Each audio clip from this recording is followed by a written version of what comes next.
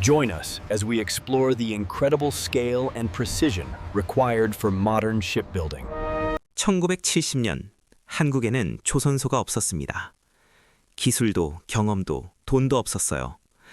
정주영 회장이 영국은행을 찾아가서 내민 건 500원짜리 지폐 한 장. 그 지폐에 거북선이 있었습니다. 우리 조상이 400년 전에 이미 철갑선을 만들었다. 이 말 한마디로 2,200만 달러 차관을 따냈어요. 백사장 사진으로 배를 팔고 배보다 독을 먼저 짓고 이 말도 안 되는 이야기가 실화입니다. 이 편을 보지 않으면 한국 조선업의 DNA를 이해할 수 없습니다. 군바야입니다. 그리고 저는 지용입니다. 오늘은 역사 이야기입니다. 저는 좀 두근두근하네요. 그 흥미진진한 이야기 지금 시작합니다. 1971년 9월 한 한국인 사업가가 영국 런던에 있었습니다. 이름은 정주영. 당시 현대건설 회장이었어요. 오, 건설회사 회장이 왜 영국에 가 있었나요? 조선소를 짓겠다고 돈을 빌리러 간 거예요. 그런데 문제가 있었습니다. 당시 한국의 연간 조선 능력은 총 50만 톤도 안 됐고 만들 수 있는 배의 최대 크기는 1만 7천 톤급이었어요. 그런 나라에서 온 사람이 26만 톤급 초대형 유조선을 만들겠다고 차관을 요청한 겁니다. 와, 26만 톤이면 1편에서 다룬 VLCC잖아요. 당시 한국에 만들 수 있는 배의 15배 크기를 만들겠다고? 네, 당연히 바클레이즈 은행의 반응은 냉담했어요. 배를 만들어 본 적도 없는 회사에 누가 돈을 빌려주겠어요? 그때 정주영 회장이 주머니에서 꺼낸 게 있었습니다. 아, 그 유명한 500원짜리 지폐 이야기잖아요. 진짜 그걸로 설득한 거예요? 500원짜리 지폐. 지폐 뒷면에 그려진 거북선을 가리키며 이렇게 말했어요. 우리 민족은 영국보다 300년 앞선 1500년대에 이미 철로 만든 배, 거북선을 만들어 일본을 물리쳤습니다. 산업화가 조금 늦었을 뿐 자금만 있으면 세계 최고의 배를 만들 수 있습니다. 와, 500원짜리 지폐 한 장으로 영국 은행을 설득하려고 했더니 이 말에 감명받은 영국 조선 전문가 롱바튼 회장이 바클레이즈 은행에 추천서를 써줬어요. 하지만 은행은 최종 조건을 내걸었습니다. 배를 살 선주가 있다는 증빙을 가져와라. 잠깐. 조선소가 있어야 수주를 할 수 있고 수주를 해야 조선소 지을 돈을 빌릴 수 있는 거잖아요. 완전한 순환 논리에 오르네요. 바로 그렇습니다. 정주영 회장은 이 모순을 돌파하기 위해 그리스의 선박왕 조지 리바노스를 찾아갔습니다. 아니, 아무것도 없는데 뭘 들고 갔어요? 설계도도 없이 대체 뭘 보여줄 수 있었을까요? 울산 미포만의 텅 빈 백사장 사진 한 장, 그리고 영국 업체에서 빌린 유조선 도면, 그게 전부였어요. 어머, 백사장 사진 한 장으로 26만 톤짜리 배를 주문받겠다고요? 네, 물론 사진만으로 될 리가 없죠. 정주영 회장은 파격적인 조건을 내걸었습니다. 시장 가격보다 16% 저렴한 선가, 그리고 납기를 못 맞추면 선수금에 이자까지 붙여서 전액 환불하겠다는 약속이에요. 오, 사실상 못 만들면 내가 다 책임진다는 각서를 쓴 거네요. 저도 이 부분에서 퍼즐이 맞춰졌어요. 맞습니다. 리바노스는 정주영 회장의 개척 정신과 이 파격적인 조건에 감탄해서 VLCC 2척을 발주했어요. 이 계약서가 증빙이 되어 마침내 영국 수출신용보증국의 승인과 4,300만 달러의 차관 도입이 확정됐습니다. 와, 500원짜리 지폐와 백사장 사진으로 4,300만 달러를 끌어낸 거군요. 지금 돈으로 치면 수천억 원이에요. 1972년 3월 23일 울산 미포만 백사장에서 조선소 기공식이 열렸습니다. 그런데 정주영 회장이 여기서 또 전무후무한 결정을 내려요. 어떤 결정이요? 정주영 회장이니까 뭔가 상식을 깨는 결정일 것 같은데. 조선소를 다 짓고 배를 만드는 게 아니라 조선소를 지으면서 동시에 배를 만든다. 와, 공장을 짓는 것과 제품을 만드는 것을 동시에요? 그게 가능한 건가요? 보통은 불가능하죠. 하지만 정주영 회장의 계산이 있었어요.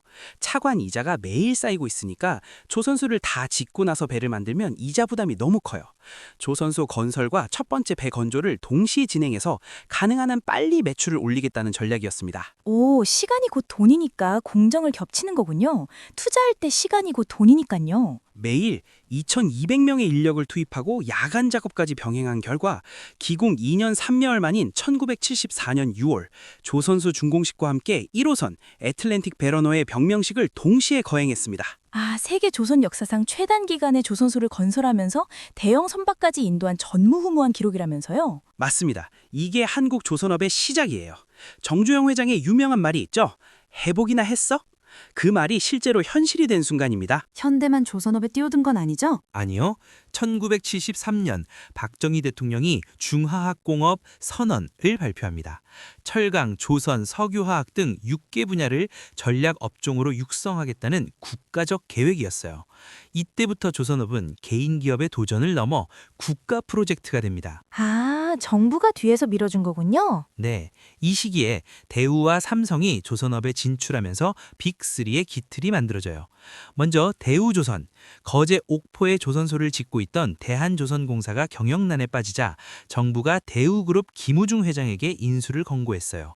김우중 회장은 세계는 넓고 할 일은 많다는 철학으로 산업은행의 대규모 자금 지원을 받아 1981년 옥포조선소를 준공시켰습니다. 이게 지금의 한화오션의 모태예요. 한화오션이 원래 대우조선이었군요. 사실 한화오션이란 이름이 생소했는데 삼성중공업은 1974년에 설립됐는데 1차 오일 쇼크로 사업이 지연되다가 1977년 거제의 우진조선을 인수해서 삼성조선을 만들었어요. 1983년에 중공업 계열 3사를 통합해서 지금의 삼성중공업 체제가 완성됩니다. 이렇게 현대, 대우, 삼성, 빅3가 모두 1970년대에 뿌리를 내렸어요. 하지만 1980년대까지만 해도 세계 1위는 일본이었잖아요. 맞습니다. 1980년대 중반 일본은 세계 조선 시장의 50% 이상을 장악한 절대 강자였어요. 그런데 한국에 결정적인 기회를 준 사건이 하나 있습니다. 어떤 사건이에요? 한국 조선업의 방향을 뒤흔든 뭔가가 있었나 보네요. 1985년 플라자 합의. 미국, 일본, 영국, 프랑스, 독일 5개국이 달러 가치를 내리기로 합의한 건데 이 결과 일본 엔화가 급등했어요. 이른바 엔고 현상. 엔화가 비싸지니까 일본 조선소의 선가가 올라갔고 가격 경쟁력이 급락한 거예요. 일본은 축소로 갔는데 한국은 뭔가 다른 선택을 했겠죠? 그러니 운명이 갈리는 거 아니에요? 한국은 원화 약세와 저임금을 바탕으로 일본 대비 20%에서 30% 저렴한 선가를 무기로 시장을 잠식해 들어갔어요. 하지만 가격만으로 역전한 건 아닙니다. 더 근본적인 차이가 있었어요. 어떤 차이요? 어떤 차이가 지금의 순위를 결정한 건가요? 일본은 불황에 대응할 때 소극적 방어 전략을 택했어요. 기존 도크를 폐쇄하고 설계 인력을 대거 퇴출하고 규모를 줄이는 방식이었죠. 이게 당장은 합리적이었지만 나중에 경기가 회복됐을 때 숙련 인력이 없고 설비도 노후화되는 부메랑이 됐어요. 그럼 한국은 일본이 축소할 때 어떤 선택을 했어요? 공격적으로 갔나요? 한국은 공격적 버티기 전략을 택했습니다. 불황에도 정부의 지원을 얻고 도크를 유지하며 오히려 생산성 향상에 투자했어요. 1989년 조선산업 합리화 정책이 대표적인데 단순히 부실 기업을 살리는 게 아니라 설비 증설을 제한하면서 기술 개발과 국산화에 집중하도록 강제한 거예요. 일본은 줄이고 한국은 버티면서 운명을 바꿨다. 그렇습니다. 1997년 IMF 외환 위기가 터졌을 때 한국 조선업도 이 시기에 자금난을 겪었어요. 하지만 결과적으로 원화 가치가 대폭 떨어지면서 가격 경쟁력이 극대화되는 촉매제가 됐습니다. 위기가 오히려 기회가 된 거군요. 시청자분들도 이 포인트 기억해 두세요. 1999년 한국의 신조선 수주량이 1272만 총톤을 기록하며 일본의 970만 총톤을 앞질렀어요. 그리고 2000년 1월 클락슨 통계 기준으로 수주량, 건조량, 수주 잔량 전 지표에서 세계 1위. 1970년 백사장 한 장에서 시작해서 30년 만에 세계 1위. 정말 대단하네요. 이때부터 현대중공업, 삼성중공업, 대우조선해양의 빅3가 세계 1위에서 3위를 독식하게 됩니다. 한국 조선업이 단순한 산업이 아니라 국가의 자부심이 된 시점이에요. 잠시 한 발 물러나서 조선업 패권의 역사적 흐름을 보면 패턴이 있다면서요? 네, 조선 패권은 유럽, 일본, 한국, 중국 순서로 이동해 왔어요. 20세기 초반까지 영국을 중심으로 한 유럽이 조선업을 지배했는데 전후 고임금과 노동 유연성 부족으로 가격 경쟁력을 잃었어요. 1983년에 28%였던 유럽의 점유율이 2005년에는 7%로 급락했습니다. 지금은 크루즈선 같은 특수선만 만들고 있죠. 그 다음 패권은 일본이라고 하셨죠. 일본을 어떻게 유럽에서 조선업 패권을 빼앗아 왔나요? 일본은 정부 주도의 조선 발주와 표준선 반복 생산으로 1960년대부터 시장 점유율 1위를 차지했어요.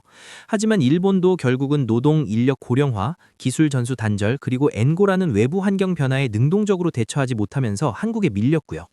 그러면 한국도 언젠가 중국에 밀리는 거 아닌가요?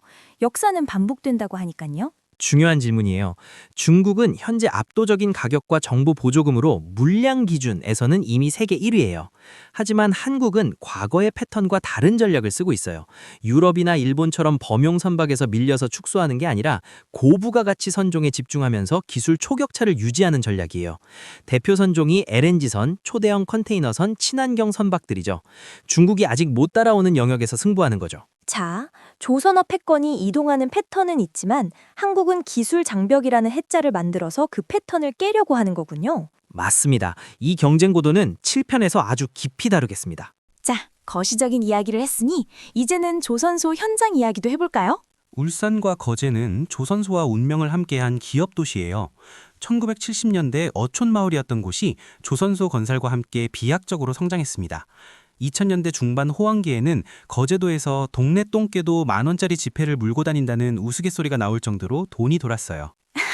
그 점도였어요? 재미있네요. 좀 더 구체적으로 알려주세요. 조선사들이 사원 아파트, 학교, 병원, 예술례관까지 건립해서 노동자들이 지역 안에서 모든 생활을 할 수 있는 공동체를 만들었거든요. 하지만 지금은 풍경이 많이 달라졌어요.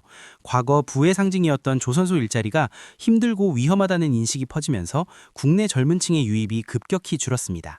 2016년 대규모 구조조정 때 이탈한 숙련공들이 돌아오지 않았고요. 오, 3편에서 다룬 인력 부족 문제의 뿌리가 여기 있었군요. 네, 그 빈자리를 우즈베키스탄, 태국, 베트남 출신 외국인 노동자들이 채우고 있어요.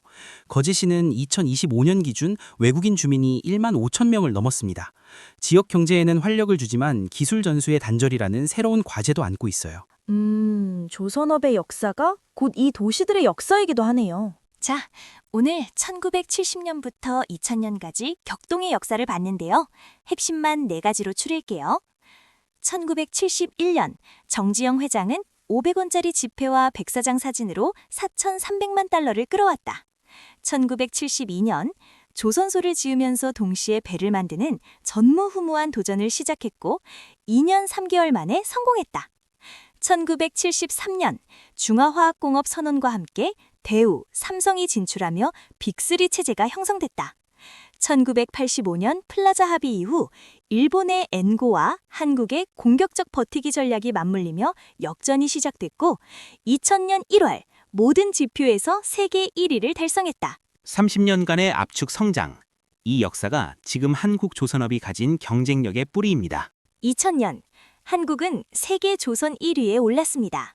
하지만 정상에서 위기가 찾아옵니다. BDI가 11,793에서 663으로 조선사 분식회계 5조 원, 거제 공실률 35%, 20-30대 인구 46% 감소.